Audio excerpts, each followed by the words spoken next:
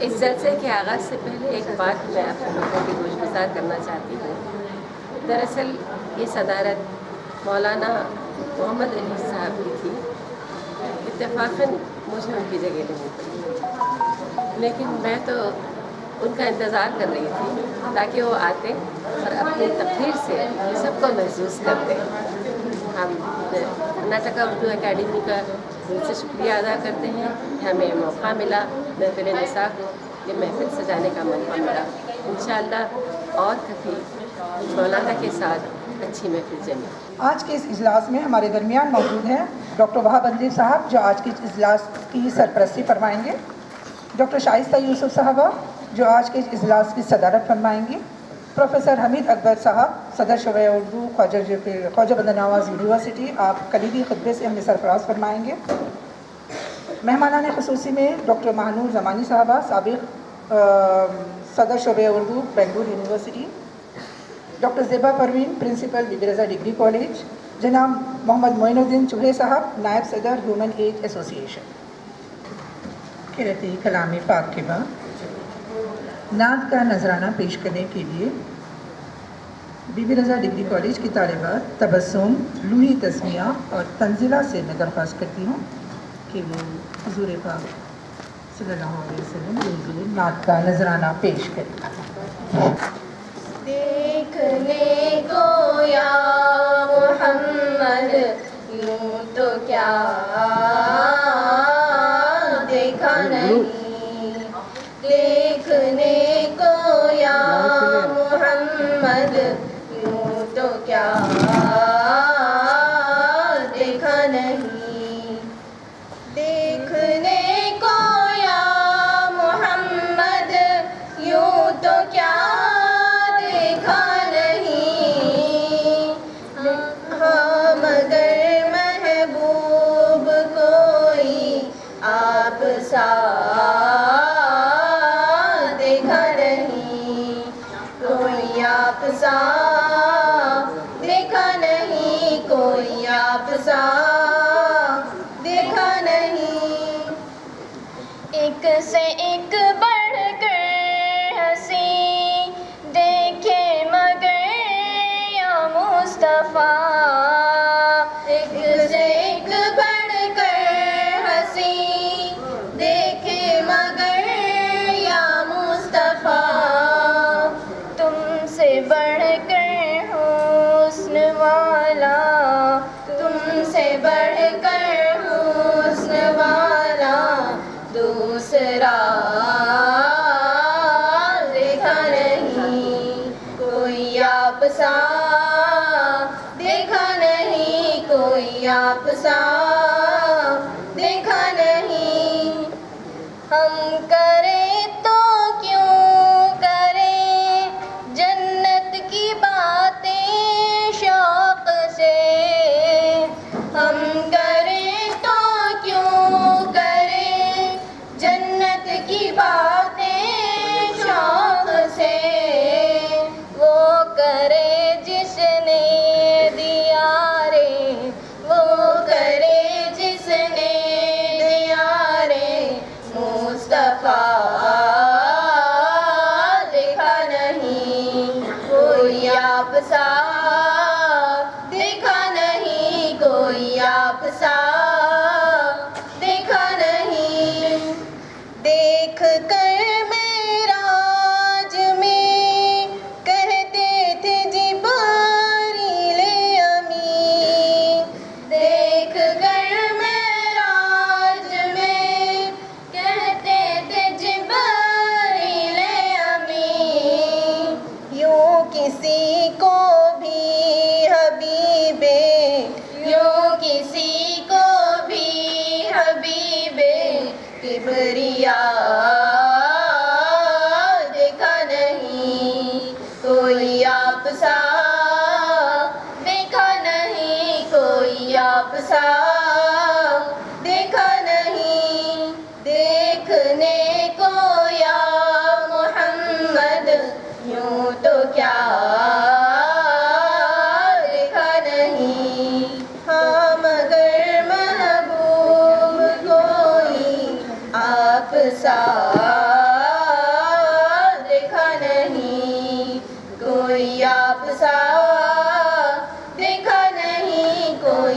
آپ سا دیکھا نہیں.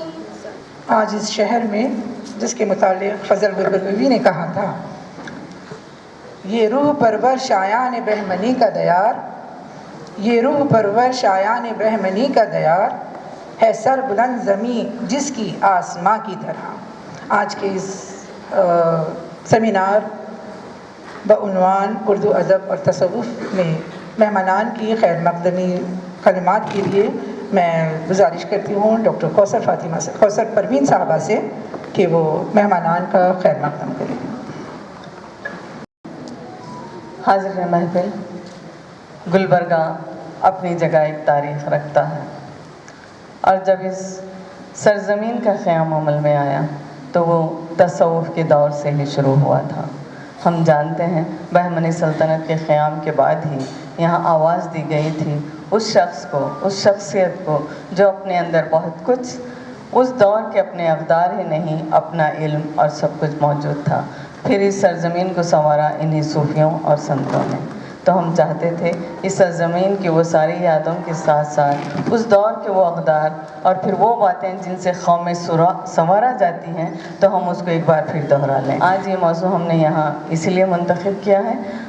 میں آج محفل نساء کی جانب سے اس محفل کے صدر اور بنگلور محفل نساء کے صدر ڈاکٹر شائستہ یوسف، جنہیں بنگلور میں آئرن لیڈی کے نام سے جانا جاتا ہے، وہ اپنے حوصلوں، اپنے ارادوں کے لیے بہت ہی مضبوطی کے ساتھ کام کرتی ہیں، اور محفل نساء جس انداز سے رواں دواں ہیں وہ انہی کی کاوشوں کا نتیجہ ہے. اس اجلاس میں ان کا دلی خیر مقدم کرتی ہوں. یہ بتاتی ہوئی چلوں کہ میں جب اس موضوع پہ مہمانوں کی لسٹ ہم بنا رہے تھے تو ہمارا ایک ہی ارادہ تھا، ان لوگوں نے جنہوں نے تصوف پہ کام کیا ہے یا پھر وہ گھرانہ جو صوفی خانمندہ سے تعلق رکھتے ہیں، ہم انہیں مدعو کریں. بہت سے نام، اس کے بعد کئی لوگوں نے کہا ہم اس پہ کام کر چکے ہیں، ہماری اس پہ دلچسپی تھی، تو مجھے بہت خوشی ہوئی. دلچسپیاں ابھی باقی ہیں تو امیدیں بھی باقی رکھنی چاہیے. آج پھر ہم نے جس کو دعوت دی کہ ہم چاہ رہے تھے وہ کلام، وہ گفتگو، اب تو بچے یہ پڑھنے سے رہے کہ ہم ان سے یہ کہیں کہ اب آپ پھول بن پڑے، یہ ناممکن ہے. لیکن ابھی ہم بچوں کو سنا تو سکتے ہیں کہ درد دل کے لیے پیدا کیا انسان کو. تو ایسے شعراء بھی ابھی موجود ہیں، تو ہم چاہتے تھے ان سب کو آواز دیں، ان سب تک اپنا پیغام پہنچائے. تو یہ محفل سجائی گئی ہے. میری اس دعوت کو جن لوگوں نے لبیک کہا، میں سب سے پہلے شمیم طارق صاحب کا دلی خیر مقدم کرتی ہوں کہ انہوں نے میری آواز کو بالکل لبیک کہا، اور میں نے کہا کچھ ٹیکنیکی وجوہات بھی ہیں، تو یہ بھکتی کی زمین سے اٹھنے والی اس خمیر نے کہا نہیں بی بی آپ نے بلایا، میں حاضر ہوں، جو کچھ ہوگا اس سب بعد میں. میں شمیم طارق صاحب کا خیر مقدم کرتی ہوں.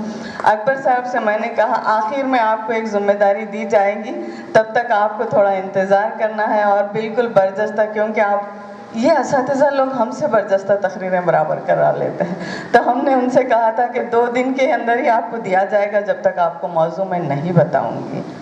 تو کچھ وجوہات ایسی تھیں کہ علی بابا نہیں آ سکتے تھے، تو میرے لیے ایک شخص ایسا رکھنا ہی تھا جو اس جگہ کو پر کر سکے. تو مجھے لگا کہ اب سراج بابا تو عمرہ میں ہیں، ان کو میں کہوں تو وہ آئیں گے یا نہیں آئیں گے، یہ بھی میرے لیے ڈر تھا. لیکن پھر جب انہوں نے کہا کہ میں آ رہا ہوں تو مجھے بہت خوشی ہوئی. صوفی گھرانے کے اس شخصیت کا میں دلی خیر مقدم کرتی ہوں. عبدالحمید اکبر صاحب کا دلی خیر مقدم کرتی ہوں. میں پھر یہاں پر موجود تمام حاضرین محفل، اب محفل نثار کی ہماری سیکریٹری جو میری استاد بھی ہیں، آج بھی اتنی مستعدی سے جو رہتی ہیں، ہمیں حوصلہ ملتا ہے. وہ جہاں بھی ہو، جس سفر کے ساتھ، جس تیاری کے ساتھ آتے ہیں. میں اپنے سیمینار میں، محفل نساء گلبرگہ شاہ کے سیمینار میں آپ کا دلی خیر مقدم کرتی ہوں. اور ایک چیز میں آپ کو بتاتی چلوں، ایک نام اور تھا. میں یہ سوچ رہی تھی کہ انہیں کس خانے میں فٹ کیا جائے، کہ انہیں موضوع دیا جائے یا پھر انہیں کلام کی دعوت دی جائے، کیونکہ آج شعراء ایسے بہت کم رہ گئے ہیں جن کے ہاں صوفیانہ رنگ بہت کم ملتا ہے. جب مجھے اکبر سر نے کہا کہ آپ کو میں ایک شخص سے ملوا دیتا ہوں، آپ کو یقیناً خوشی ہوگی، واقعی بہت خوشی ہوئی. اس شخصیت کا تعلق ایک صوفی گھرانے سے ہے. ہم اس کو گوگی شریف کہتے ہیں، اس سرزمین کو گوگی شریف کہتے ہیں۔ سید یوسف حسینی صاحب کامل ہم سجادہ نشین گوگی شریف نے میری اس دعوت کو بھی لبیک کہا، میں ان کا دلی خیر مقدم کرتی ہوں۔ ساتھ ہی ساتھ میں یہاں پر سرپرست اعلیٰ جناب وہاب اندلیب صاحب آپ کا دلی خیر مقدم کرتی ہوں۔ آپ جس مجھ کے ساتھ وقت سرپرستی نبھاتے ہیں ہماری، یہ ہمارے لیے بہت ہی خوش آئندہ بات ہے۔ آپ نے اس میں بھی ہماری دعوت کو قبول کیا، بلکہ ہماری سرپرستی فرماتے رہے، میں آپ کا بھی دلی خیر مقدم کرتی ہوں۔ اگر خیر مقدم میں صرف ایک شخص کے بجائے پورے ادارے کا کروں، ہیومن ایج ایسوسیشن جو ہمیشہ ہمارا ساتھ رہا ہے، بلکہ اب تو اردو کے تمام احباب بھی کہیں گے کہ ان کے لیے یہ ادارہ، یہ بلڈنگ بڑی آسانی سے، اور جو اردو کی بقا کے لیے جو کام کر رہے ہیں، میں تمام ہیومن ایج کے اراکین کا دلی خیر مقدم کرتے ہیں، خصوصاً معین الدین چوہے صاحب کا کہ آپ نے ہماری دعوت کو قبول کیا، میں ان کا بھی دلی خیر مقدم کرتی ہوں۔ ڈاکٹر انیس صدیقی رکن کرناٹک اردو اکیڈمی ہیں اور بہت لیے دیے رہنے والی شخصیت ہیں، لیکن ہماری ہر دعوت پر، ہماری ہر بات پر آپ جس انداز سے لبیک کہتے ہیں اور جس انداز سے وہ تعاون کرتے ہیں، اس کے لیے تو میں شکریہ بعد میں ادا کروں گی، لیکن آج اس اجلاس میں آپ کا دلی خیر مقدم کرتی ہوں۔ ایک ایسی شخصیت جو استاد ہونے کے ساتھ اپنے شاگردوں کے لیے خواب دیکھتی ہے، اس کا نام ہے عبدالحمید سہروردی۔ گلبرگہ کی شناخت بنانے والے اس شخصیت کو، جن سے گفتگو کرتے ہوئے لگتا ہے کہ ابھی صوفیانہ رنگ اساتذہ میں موجود ہیں، وہ ہمارے درمیان یہاں موجود ہیں، میں آپ کا بھی دلی خیر مقدم کرتی ہوں۔ اپنے تمام ساتھیوں کا، اساتذہ کا اور سبھی کا میں یہاں پر دلی خیر مقدم کرتی ہوں، خوش آمدید کہتی ہوں۔ خصوصاً عزیز اللہ سرمد صاحب کی میں شکریہ بھی ادا کرنا چاہیے، اور اس حالت میں انہوں نے کہا کہ انشاءاللہ میں ضرور آؤں گا، میں انشاءاللہ آج کل ذرا گنجائش میں شک کی رہ رہا ہے، تو پھر انہوں نے جس انداز سے شرکت فرمائی، اس کے لیے بھی میں دلی خیر مقدم کرتی ہوں۔ آپ تمام کا، تمام احباب کا، اپنے ساتھی اراکین کا، آئے ہوئے تمام مہمانوں کا، اور میں یہاں پر خوش آمدید کہتے ہوئے ایک نام رہ گیا، وہ نوجوان نام غضنفر اقبال کا، تو غضنفر اقبال کو بھی یہاں خیر مقدم کرتے ہوئے، کیونکہ وہ میرے لیے میزبان بھی ہے لیکن آج مہمان کی حیثیت سے موجود ہے، تو میں غضنفر اقبال کا بھی دلی خیر مقدم کرتی ہوں۔ محفل نساء کا جب بھی کوئی محفل آراستہ ہوتی ہے اور پھر اسے تاریخی مقام دے کر محفوظ کرنے میں محمود شاہد صاحب کا بڑا دخل ہوتا ہے، میں آج اس پروگرام میں آپ کی شرکت کے لیے میں خوش آمدید کہتی ہوں، آپ تمام کا دلی خیر مقدم کرتے ہوئے مجھے بڑی مسرت ہوتی ہے، خوش آمدید، شکریہ۔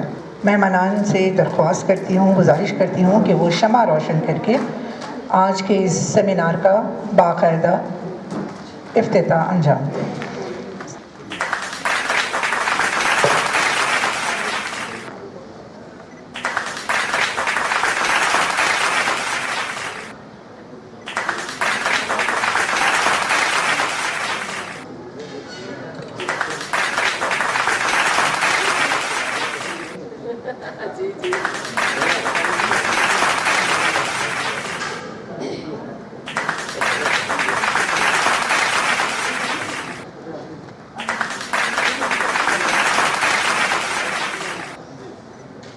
ہمارے درمیان مہمانان کا سرسری سا تعارف تو ہو چکا تھا، مگر تھوڑا سا تفصیلی تعارف کے لیے میں محمدی نسرین سے درخواست کرتی ہوں کہ وہ مائک پر تشریف لائیں، اور ساتھ ہی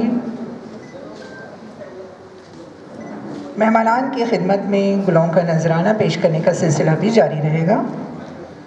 سب سے پہلے اس سیمینار کے سرپرست ڈاکٹر وہاب اندلیب صاحب کی خدمت میں نذرانہ گل پیش کریں گے جناب مقصود علی صاحب سے، جو کہ ہیومن ایج ایسوسیشن کے خازن ہیں۔ آپ سے درخواست کی جاتی ہے کہ جناب وہاب اندلیب صاحب کی گل پوشی فرمائیں۔ دوستو، ان کی تعریف کی ضرورت کیا ہے؟ دوستو، ان کی تعریف کی ضرورت کیا ہے؟ پھول جب پاس سے گزرتا ہے مہک جاتا ہے۔ محترم جناب وہاب اندلیب صاحب کا شمار اردو کے نام اور ادیبوں میں ہوتا ہے۔ آپ کرناٹک اردو اکیڈمی کے صدر بھی رہ چکے ہیں۔ آپ کی ولادت 25 دسمبر 1933 میں گلبرگہ کے ایک گاؤں گنگن مڑی میں ہوئی۔ آپ کی تعلیمات ایم اے فلسفہ، ایم اے اردو اور بی ایڈ ہے۔ آپ نے اردو نثر میں بے پناہ لکھا ہے۔ آپ کی کئی تصانیف منظر عام پہ آ چکی ہیں، جن میں تنقیدی مضامین اور خاکہ نگاری قابل ذکر ہے۔ آپ کی تخلیقات اخبارات اور رسائل میں بھی شائع ہو چکی ہیں۔ آپ گلبرگہ ادب کے میر کارواں ہیں۔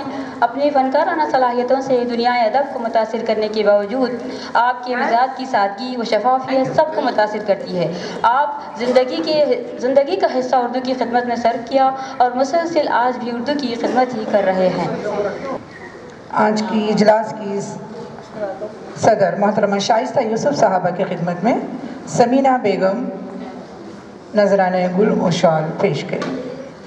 ڈاکٹر شائستہ یوسف، محفل نساء بنگلور، صدر محفل نساء بنگلور۔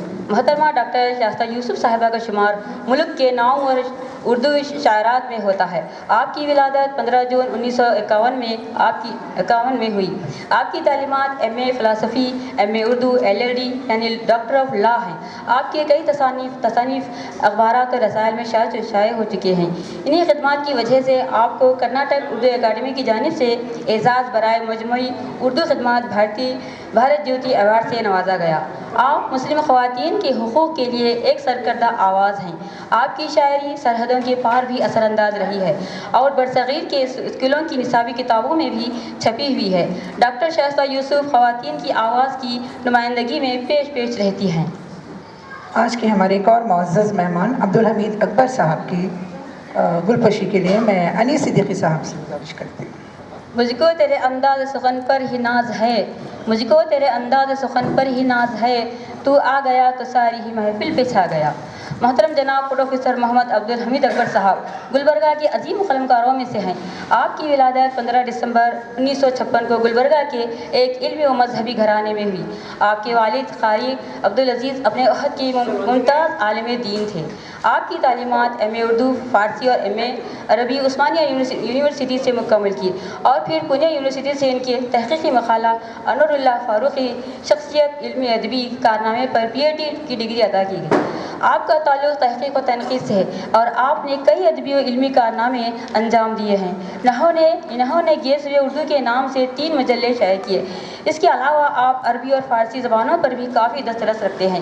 مختلف نوع ادبی مذہبی موضوعات پر لکھے گئے ان کے مضامین ان کی عمیق نظر اور اظہار بیان پر ان کی مہارت کے مظہر ہیں۔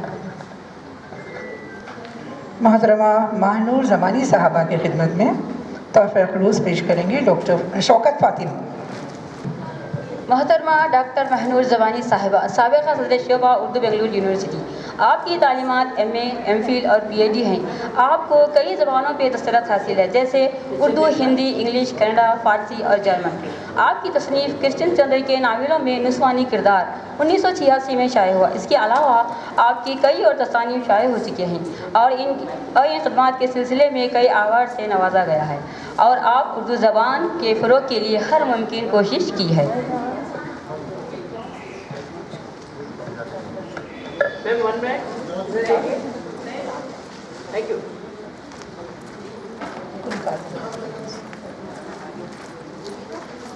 ڈاکٹر زیبا پروین صاحبہ کی خدمت میں تحفہ خلوص اور شال کا نذرانہ پیش کریں گے نکھت صاحبہ، نکھت فاطمہ صاحب۔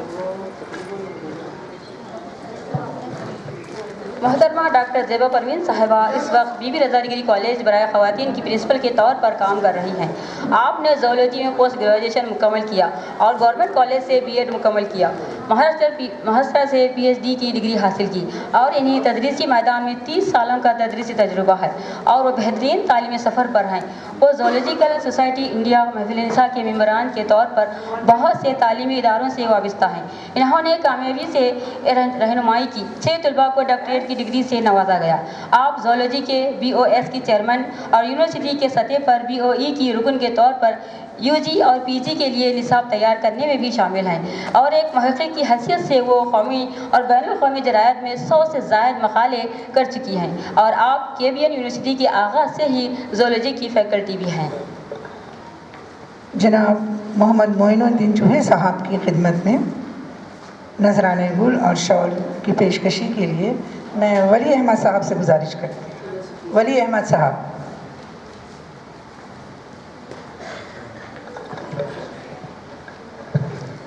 محترم جناب محمد معین الدین صاحب چوہے کا تعلق گلبرگے کے تاجر گھرانے سے ہے، خصوصاً مومن پورہ گلبرگہ کے وہ قدیم گھرانے جن کے نام کچھ القاب سے جانے جاتے ہیں. انہی میں سے ایک آپ کا تعلق ہے. سرزمین گلبرگہ میں وہ پرانے شہری جن سے گلبرگہ آباد ہے، ان میں آپ کا گھرانہ بھی شامل ہے. آپ کے آبا و اجداد میں یہاں کے تاجر کے لحاظ سے قیام پذیر تھے. کہا جاتا ہے کہ اس دور میں بھی کافی پہلے جب ابھی نظام حکومت قائم تھی، اس وقت بھی آپ کے خاندان کا کردار سماجی و فلاح بہبودی میں رہا ہے. آج بھی اپنی اس روایت کو معین الدین صاحب برقرار رکھے ہوئے ہیں. وہ ایک سماجی جہدکار بھی ہیں، اچھے تاجر بھی. جس اسکول میں ہم جلسہ منا رہے ہیں یہ بھی آپ ہی کی نگرانی میں چل رہا ہے، اور یہ کھڑی ہوئی بلڈنگ آپ ہی کی زیر نگرانی میں تعمیر ہوئی ہے. آپ ایک ہمدرد، ملنسار اور بہت ہی کم گو شخص ہیں، اور بہت ہی نرم دل، اور لوگوں کی رہنمائی اور رہبری میں بھی آپ پیش رہتے ہیں. شکریہ. حاضرین جلسہ، جیسے کہ آپ سب بخوبی واقف ہیں، آج کے سیمینار کا عنوان تصوف اور ادب. جب سے اردو زبان میں ادب تخلیق ہونا شروع ہوا ہے، اسی وقت سے تصوف بھی ادب کی شریانوں میں خون کی طرح دوڑنے لگا تھا. چاہے وہ دکن میں لکھی جانے والی نثری تصانیف ہو یا شعری.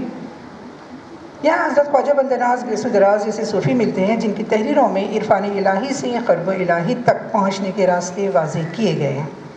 میرا جی شمس الشاخ، جانم، امین الدین اعلیٰ سے ولی سراج تک یہ ایک طویل سلسلہ ہے جنہوں نے اپنی نثر اور نظم سے مذہبی شعار کو عام کیا، خدا کو پہچاننے اور اسے دل میں جگہ دینے کی تعلیم دی.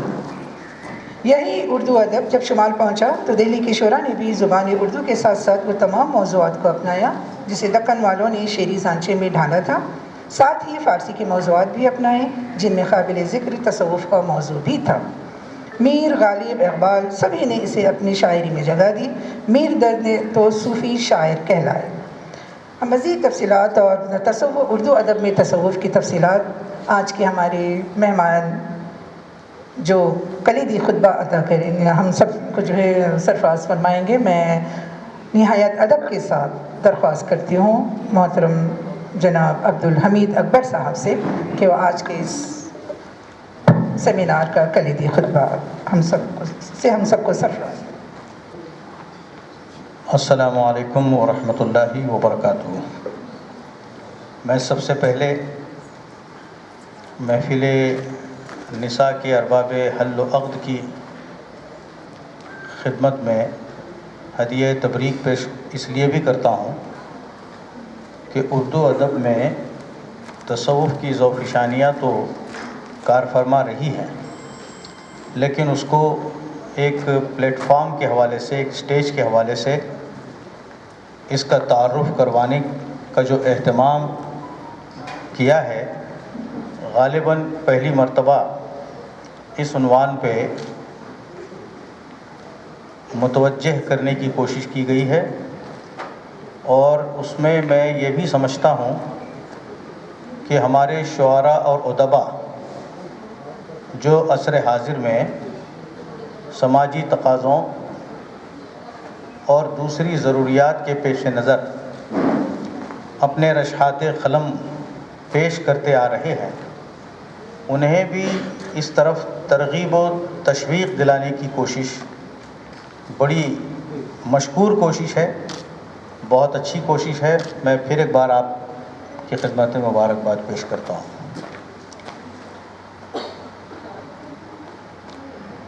جب ہم اردو ادب کے کلاسیکل سرمایہ پر نظر ڈالتے ہیں تو چند ادارے سامنے آتے ہیں. ادب کے ارتقاء میں 3 تہذیبی اداروں کا رول مرکزی معلوم ہوتا ہے: 1 بازار، 2 خانقاہ اور 3 دربار. اردو زبان کی بنیاد ہندوستانی ہے اور اس کے ادب میں اول ترین سرمایہ صوفیاء کرام کی دین ہے، جن کے یہاں ہندی ہندوستانی سے پہلے کام لیا گیا اور اجمی روایت سے بعد میں. 6 صدی ہجری سے لے کر 10ویں صدی ہجری تک ہندی روایت غالب رہی.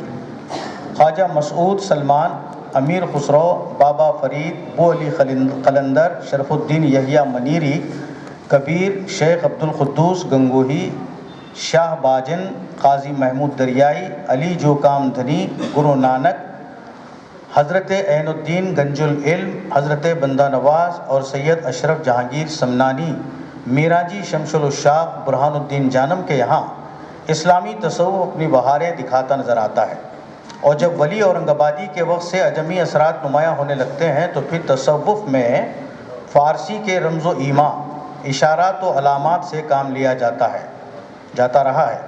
دربار کی وجہ سے شاعری میں نازک خیالی، شفافیت، شائستگی، صنائی اور ہمواری نظر آتی ہے، مگر اس دور میں بھی فکری روایت وہی ہے جو صوفیوں کی عطا کردہ ہے۔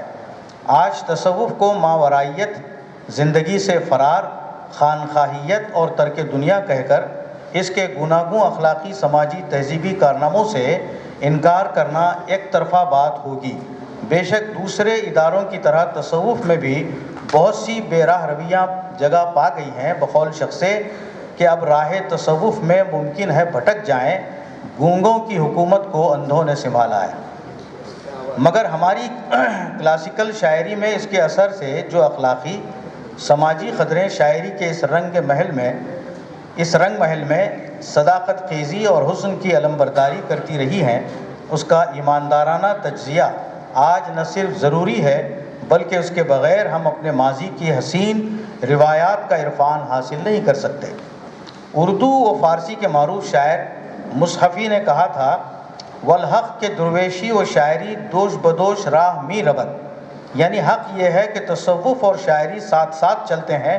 ایک صوفی شاعر کے تذکرے میں لکھتے ہیں کہ درویشیست صوفی کے اکثر مسائل صوفیہ رو کہ مراد از وحدت وجود باشد، بدلائل و براہین چنا کے شیوہ صوفیان با فضل و کمال است، از روی نص و حدیث با اثبات رسانی دا و در ریختہ موضوع ساختہ۔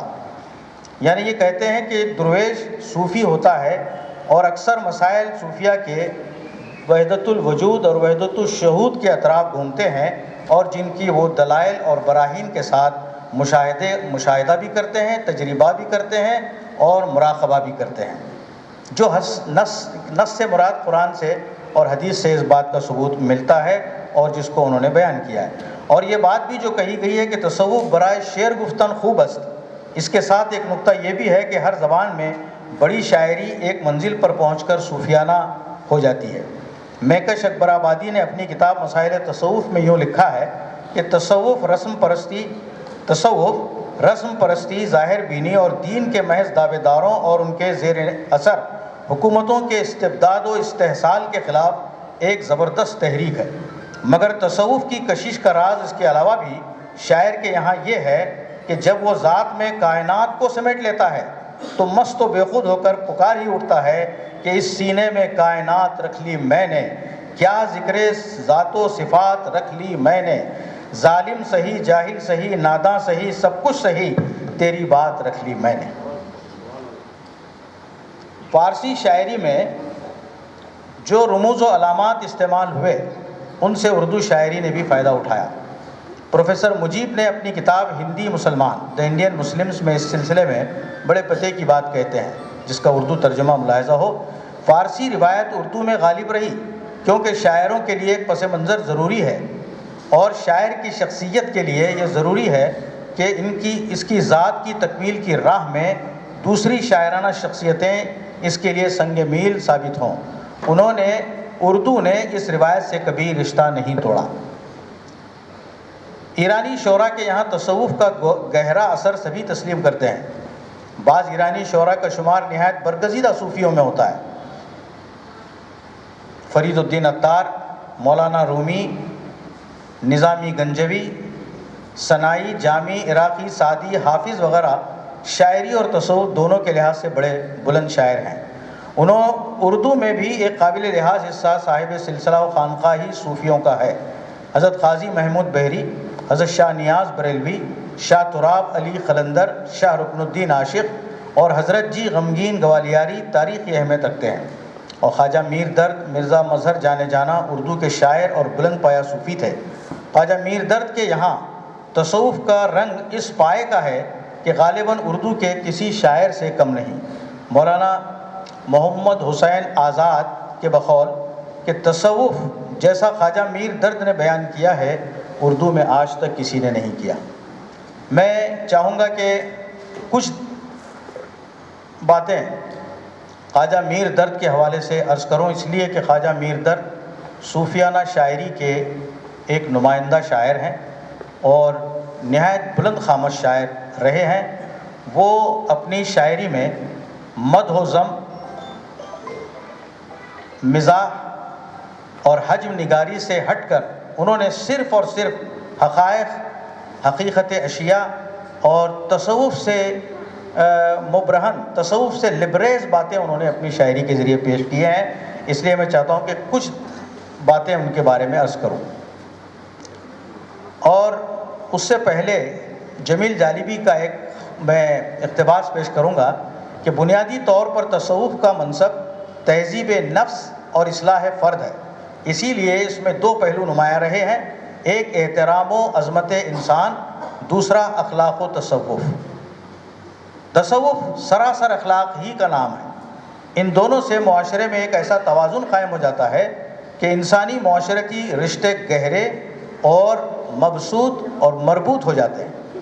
تصوف کے ذریعے انسانی اعمال کا چشمہ، تصوف ہی کے ذریعے انسانی اعمال و اشغال و رفتار و گفتار کا چشمہ فرد کے باطن سے پھوٹتا ہے، اسی لیے فرد کی زندگی میں وسیع المشربی، بے لوثی اور ایثار جیسے جذبات پیدا ہو جاتے ہیں۔ خواجہ میر درد کہتے ہیں کہ شعر میں میرے دیکھنا مجھ کو ہے میرا آئینہ صفائے سخن۔ درد نے اپنی شاعری کے ذریعے معرفت و حقیقت کے ایسے پھول کھلائے ہیں جو اب تک گلزار شاعری میں کمیاب تھے۔ پھولے گا اس زمیں میں بھی گلزار معرفت، پھولے گا اس زمیں میں بھی گلزار معرفت، یا میں زمین شعر میں یہ تخم بو گیا۔ تصوف کے نقطہ نظر سے درد کی شاعری کا مطالعہ کیا جائے تو وہ سارے تصورات جو تصوف میں بنیادی حیثیت رکھتے ہیں، درد کے یہاں صفائی فکر کے ساتھ اس طور پر ملیں گے کہ اس سے پہلے اردو شاعری میں اس طور پر بیان نہیں ہوا ہے۔ درد کی صوفیانہ فکر میں دو نظریے جو تصوف میں ہمیشہ سے رائج رہے ہیں، ایک تو تصور وحدت الوجود اور تصور وحدت الشہود۔ تصور وحدت الوجود ہما اوست کی بات کرتے ہیں اس میں کہ سب وہی ہے، جبکہ تصور وحدت شہود میں ہما از اوست، سب اسی سے ہے۔ دونوں بھی نظریے اپنے اپنے اعتبارات میں درست اور صحیح ہیں۔ تو درد کی صوفیانہ فکر میں وحدت الوجود اور وحدت الشہود الگ الگ نہیں ہیں بلکہ ایک ہیں۔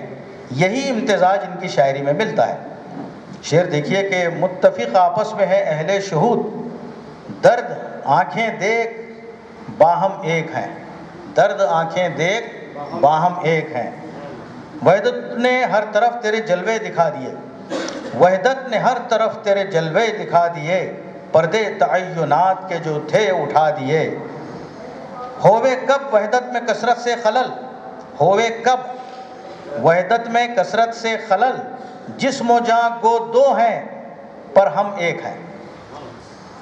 اب دیکھیے کہ اللہ کی جو ذات ہے وہ بہت وسیع و عریض، کہیں اور سما نہیں سکتی، وہ خود سب پر حاوی اور مستوی ہے۔ اب درد کے یہاں اس تصور کو دیکھیے کہ ارض و سما کہاں تیری وسعت کو پا سکے، ارض و سما کہاں تیری وسعت کو پا سکے، میرا ہی دل ہے وہ کہ جہاں تو سما سکے۔ سبحان اللہ، سبحان اللہ۔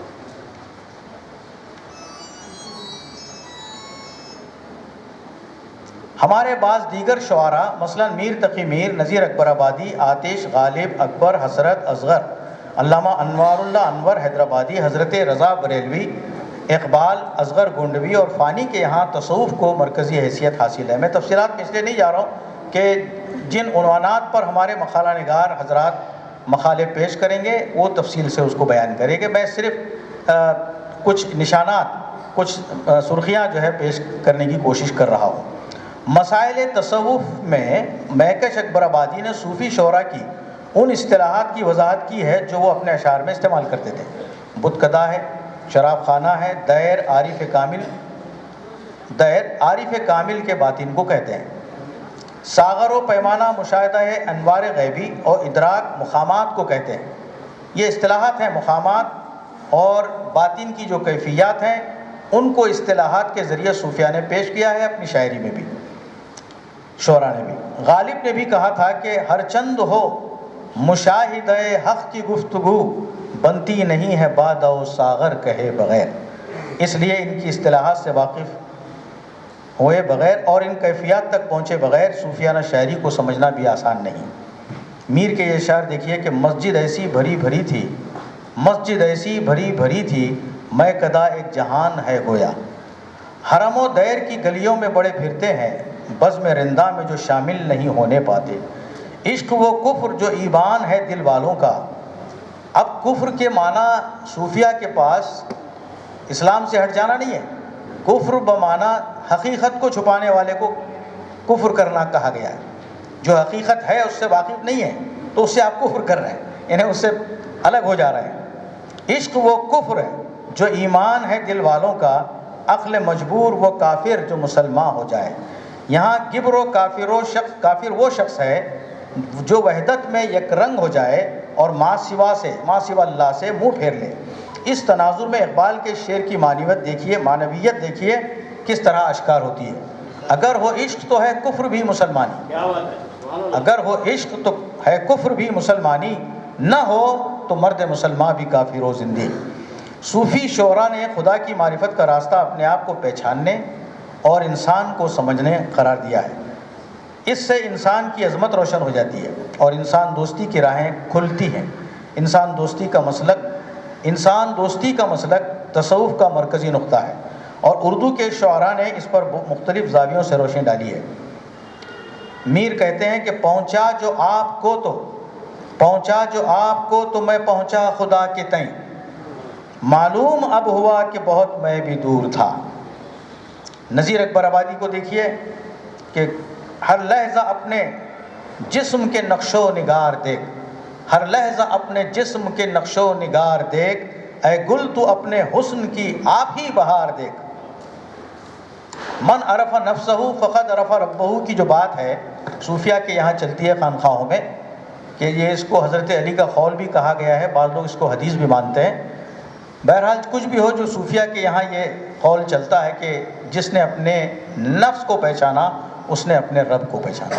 تو یہ چیزیں جو نفس کو پہچاننے کی ہیں، نفس کے تزکیے کی ہیں، تزکیے نفس کی بات ہوتی ہے، تو جب تزکیہ نفس ہو جاتا ہے، اس میں کامل ہو جاتا ہے، تو تصفیہ قلب کے لیے راستہ کھلتا ہے، قلب کی صفائی کے لیے راستہ کھلتا ہے۔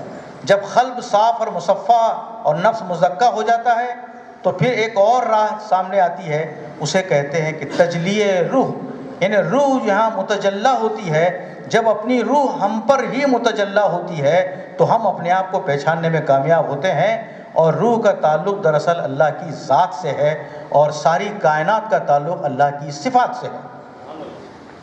تو جب روح متجلی ہوتی ہے تو انسان اپنے آپ کو پہچانتا ہے، تو پھر خدا کی معرفت بھی اسے آسان ہو جاتی ہے۔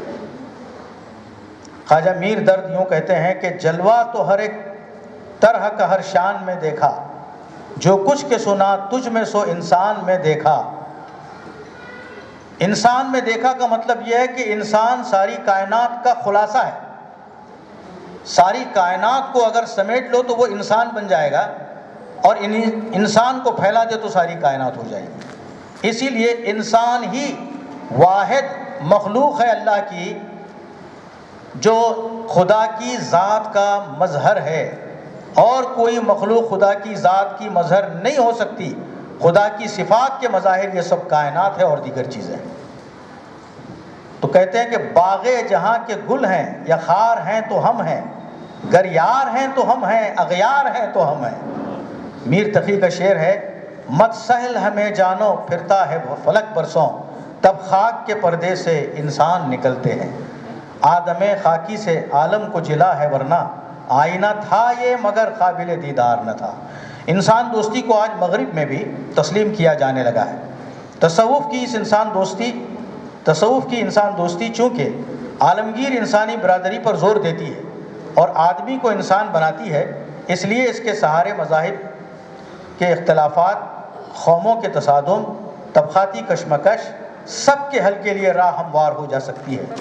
آج آدمی کو ہر رنگ میں پہچاننے پر جو زور دیا جاتا ہے، اس کی طرف آدمی کو ہر رنگ میں، آدمی ہر رنگ میں موجود ہے آج بھی، اس کی طرف بڑے پرجوش لہجے میں 19ویں صدی کے آغاز میں نذیر اکبر آبادی اپنی نظم آدمی نامہ میں کچھ اس طرح اشارہ کرتے ہیں: دنیا میں بادشاہ ہے سو ہے وہ بھی آدمی، اور مفلس و گدا ہے سو ہے وہ بھی آدمی، زردار بے نیاز ہے سو وہ ہے بھی آدمی، وہ بھی آدمی، نعمت جو کھا رہا ہے سو ہے وہ بھی آدمی، ٹکڑے جو مانگتا ہے سو ہے وہ بھی آدمی، اشراف اور نکمے سے لے شاہ تا وزیر، ہے آدمی ہی صاحب عزت بھی اور حقیر، یا آدمی مرید ہے اور آدمی ہی پیر، اچھا بھی آدمی ہی کہاتا ہے اے نذیر، اور سب میں جو برا ہے سو ہے وہ بھی آدمی۔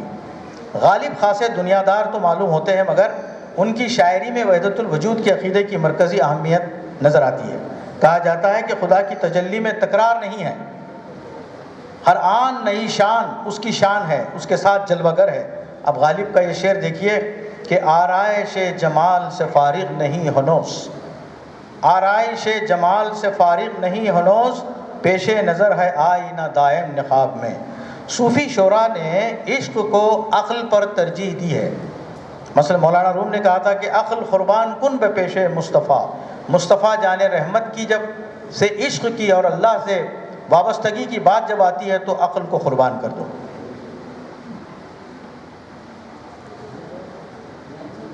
اقبال نے کہا کہ عقل کو تنقید سے فرصت نہیں، عشق پر اعمال کی بنیاد رکھ۔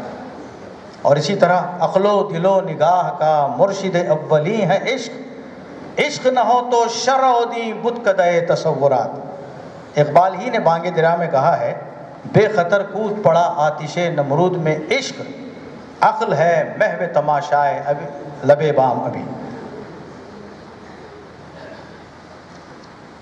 اردو شاعری میں تصوف کی روایت سب سے زیادہ وسیع اور گہری رہی ہے۔ اس نے اپنی اصطلاحوں اور رمز و ایما کے پردے میں انسان دوستی، رواداری، خدمت خلق، وسیع المشربی، اخلاقی بلندی، قلبی طہارت پر زور دیا ہے۔ آج کا ذہن شعر کی زبان نہیں سمجھتا، وہ اسے بھی ایک نثری بیان سمجھتا ہے، پھر وہ قناعت، توکل، استغنا کو مضمون سمجھنے لگا ہے۔ وہ دل کی دولت کی قدر نہیں کرتا، بلکہ صوفیوں نے اشغال پر جو حد سے زیادہ زور دیا ہے اس کی وجہ بھی یہی ہے کہ وہ اس سے بدگمان ہو گیا ہے، اور بعض نے دنیا کی ہنگامہ آرائی سے کنارہ کش ہو کر خلوت نشینی اختیار کی ہے۔ اس کی وجہ سے بھی صوفیوں کی داستان تقدیر پرستی کی ایک لے سمجھی جانے لگی ہے۔ اقبال نے اس روش کی نشاندہی اس طور پر کی ہے: میں ایسے فخر سے اہل حلقہ باز آیا، میں ایسے فخر سے اے اہل حلقہ باز آیا، تمہارا فخر ہے بے دولتی اور رنجوری۔ اور کہیں یوں کہا کہ صوفی کی طریقت میں فقط مست یہ احوال، صوفی کی طریقت میں فقط مست یہ احوال، ملا کی شریعت میں فقط مست یہ گفتار، وہ مرد مجاہد نظر آتا نہیں مجھ کو، ہو جس کی رگو پے میں فقط مست یہ کردار۔ حقیقی تصوف اور حقیقی فخر کے متعلق اقبال کی اشعار دیکھیے کہ علم فقیہ ہو کلیم، فخر مسیح ہو حکیم، علم ہے جویائے راہ، فخر ہے دانائے راہ، فخر مقام نظر، علم مقام خبر، فخر میں مستی ثواب، علم میں مستی گناہ۔ اردو شاعری کے کلاسیکی سرمایہ میں تصوف کی وجہ سے جو بلندی، بصیرت اور انسان دوستی در آئی ہے، اس سے ہمیں اب بھی ذہنی آسودگی حاصل ہو سکتی ہے، اور شعر کی زبان میں جس طرح ان اسرار و رموز کو پیش کیا گیا ہے، ان کو سمجھنے سے حال سے آگہی کے ساتھ ساتھ ایک عزم تازہ حاصل ہو سکتا ہے۔ غالب نے غلط نہیں کہا ہے، بے میں کسے ہے طاقت آشوب آگاہی۔ تصوف نے اردو شاعری کا ذہنی پس منظر بنانے میں کافی اہم حصہ لیا ہے۔ تصوف کی اصطلاحیں، اس کی قدریں اور تصورات تیزی سے اردو شاعری میں داخل ہونے لگتی ہیں، حتیٰ کہ وہ لوگ بھی صوفی نہیں تھے جو وہ لوگ بھی جو صوفی نہیں تھے تصوف کو برائے شعر گفتن خوب کہنے لگے۔ اس طرح ادب کے مطالعے اور اس کے سماجی رخ کو سمجھنے کے لیے ضروری ہے کہ اس انقلابی فریضے کو بھی سامنے رکھا جائے جو سماج کو سکہ بندی سے بچائے رکھنے میں تصوف اور اصطلاحوں سے بڑا نے کام لیا ہے۔ جس تصوف نے ہماری شاعری کی تشکیل کی ہے اس کی روح دراصل سماجی احتجاج ہے۔ جب تک اس سماجی احتجاج کے آہن کی پردہ دری نہ کی جائے اس وقت تک ہماری غزل کی اصطلاحات، ہماری دیگر اصناف سخن کی اصطلاحات ہماری ادب کی صحیح نظریاتی سمت متعین کرنے میں خاطر خواہ کامیاب نہ ہو سکے گی۔ تصوف سے اردو شاعری نے عشق کا سبق سیکھا جو محض ہوس نہیں تھا بلکہ ایثار اور خود فراموشی کا درس اولین تھا، جو ذات کی تسخیر کا عمل تھا، ایسا عمل جو صحیح علم و عرفان کی طرف رہبری کر سکتا ہے۔ اس لحاظ سے تصوف نے اردو شاعری کے لیے فکری سطح پر مدنی مرکزیت کی وہ بنیاد فراہم کی جس پر ہندوستانی اور مغربی اور وسط ایشیائی معاشرے اور افکار و اقدار اشتراک تلاش کر سکتے تھے اور نئی تہذیب کا فکری جواز پا سکتے تھے۔ یہ تو میں نے اردو شاعری کا ایک ہلکا سا احاطہ کرنے کی میں نے کوشش کی ہے، ورنہ بہت وسیع میدان ہے تصوف میں شعر و ادب کا۔ اردو نثر میں تصوف کے افرار و رموز بیان کیے گئے ہیں۔ بندہ نواز رحمۃ اللہ علیہ سے منسوب معراج العاشقین اور شکار نامہ وغیرہ میں صوفیانہ افکار پیش کیے گئے ہیں۔ حضرت برہان الدین جانم کی کلمۃ الحقائق جس میں خدا، انسان اور کائنات کے موضوعات پر سوال و جواب کی شکل میں گفتگو کی گئی ہے۔ نفس، دل، روح کے علاوہ واجب الوجود، ممکن الوجود، ممتنع الوجود اور عارف الوجود کے تشریحات نہایت سہل انداز میں بیان کی گئی ہیں۔ ملا وجہی کی صبرس میں بھی عقل و دل کے حوالے سے صوفیانہ رنگ پیش کیا گیا ہے۔ شاہ معین الدین حسین علی 1784 میں جن کی وفات ہوئی نے ایک فارسی رسالے جامع جہانما کا اردو نثر میں توضیحی ترجمہ فتوح المعین کے نام سے کیا ہے، جس میں اردو اصطلاحات تصوف استعمال کی ہیں، جس سے اردو نثر کی یہ صورت پیدا ہوئی کہ اقتباس دیکھیے کہ فکر کرو اللہ کی صفات میں اور فکر نہ کرو اللہ کی ذات میں، یعنی اے عزیز مرتبہ احادیت کے ذات و ذات کا مرتبہ ہے، وہاں دریافت کی فکر کرنا کفر ہے۔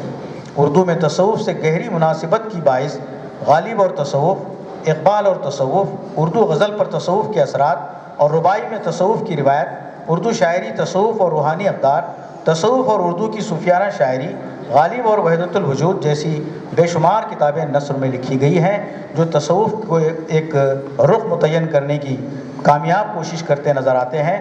میں یہاں یہ بات عرض کرنا ضروری سمجھتا ہوں کہ اردو شاعری ہو کہ صنف شاعری ہو کہ صنف نثر ہو، تصوف کی ذوفشانیاں ہر جگہ نظر آتی ہیں، لیکن وہ حضرات جو تصوف سے بالکل وابستہ ہیں ان کے یہاں تو واضح طور پر وہ نشانات ملتے ہیں، لیکن جو لاشعوری طور پر بھی جن لوگوں نے کچھ اقتباسات پیش کیے ہیں یا شعر پیش کیے ہیں ان کے یہاں بھی تصوف کی جھلکیاں نظر آتی ہیں۔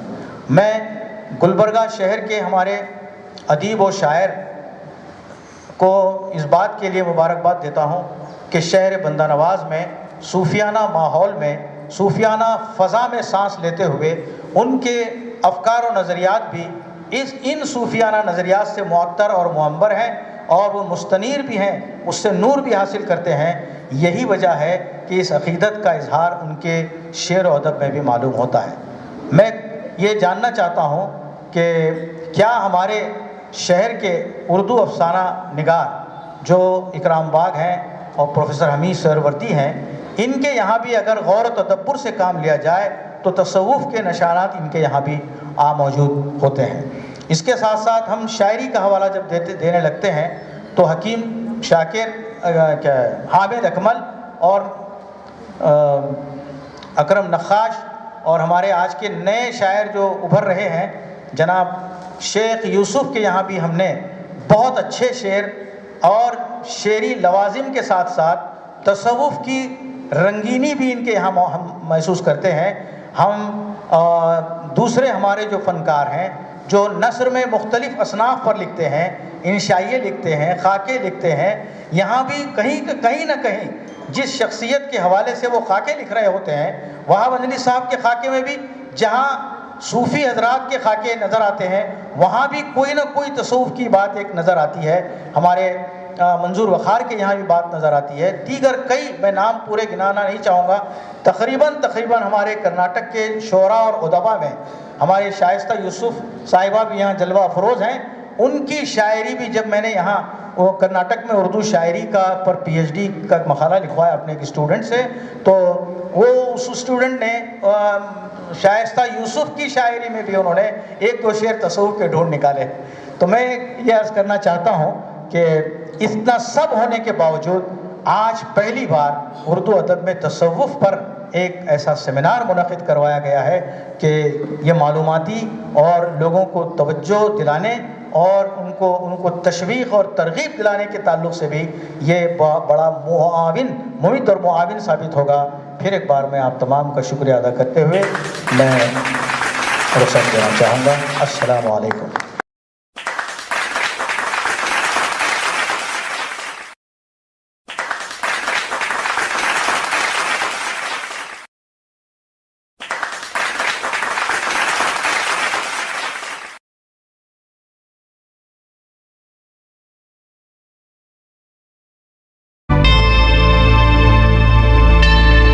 Subscribe to my channel and also press this bell icon so you can get latest video notifications.